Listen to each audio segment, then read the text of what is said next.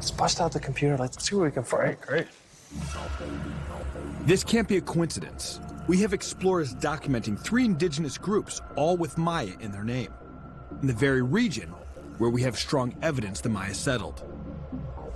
This is interesting. So this article here, it's called A Mayan Province in Florida by a gentleman called Gary Daniels. Gary Daniels. And it says essentially, you know, the Mayaka, which are one of the 3 tribes you mentioned, were said to live around Crystal River, which is an archaeological complex. Really? Where countless artifacts have been unearthed.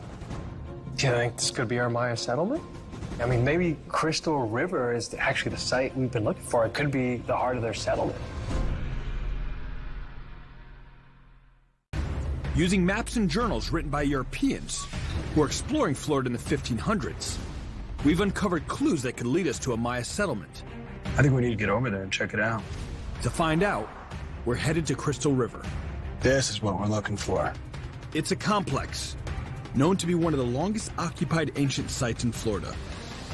Gary. Hi. Justin Fornell. Nice to meet you. Emiliano, great to meet you. Nice to meet you. Gary Daniels is an expert on the Maya.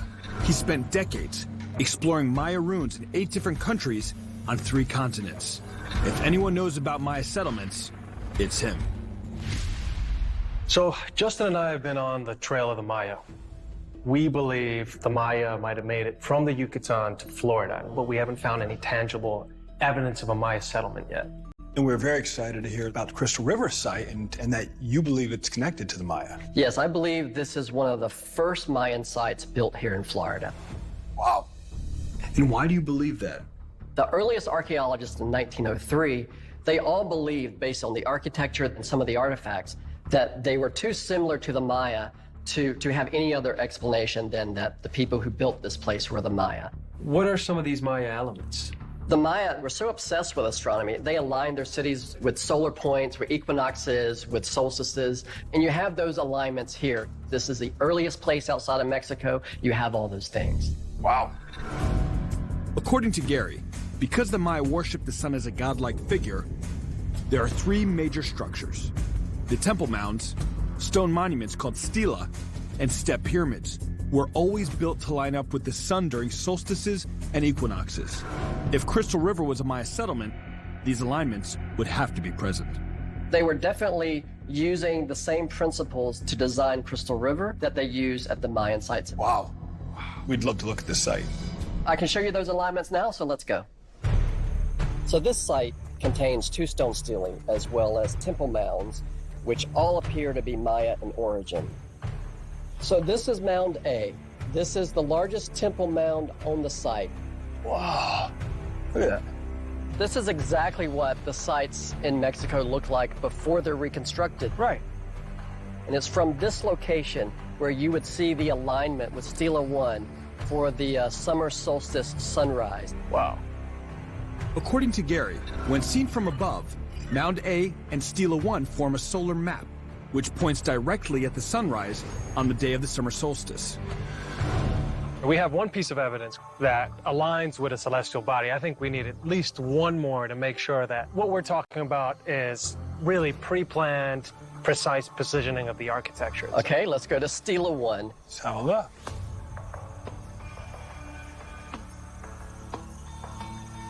This is Stela 1. There are 2 of these on site. It aligns with Mound A, but it also aligns with Stela 2, which gives the winter solstice sunrise alignment. So this rock has 2 different alignments within this location. That's pretty incredible.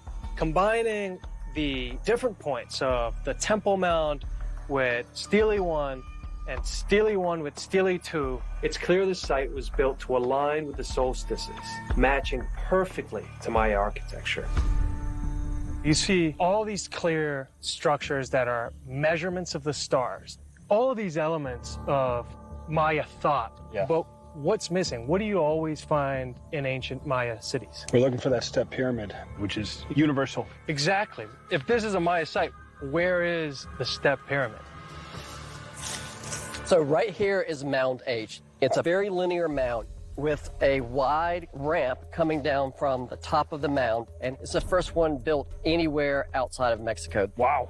Now, what's interesting about this, typically in the Maya world, when you had a linear mound like this, you would then have a stepped pyramid to the west of it, and we just don't find one here. If this is a Maya settlement, it must be out there. Where's due west of here? Due west is that direction. Up and see if we can find it ourselves. Duke. Let me pull out a map. Should we go directly due west? Due west? We'd end up on what looks like some kind of island. Yeah. The linear mound site lands on the edge of the Crystal River, but just west across the water lies Roberts Island. Could this remote piece of land be hiding the missing flat-top pyramid? If so, it could prove the theory that the Maya came to Florida after the fall of their empire. Oh, look at this. This is unbelievable.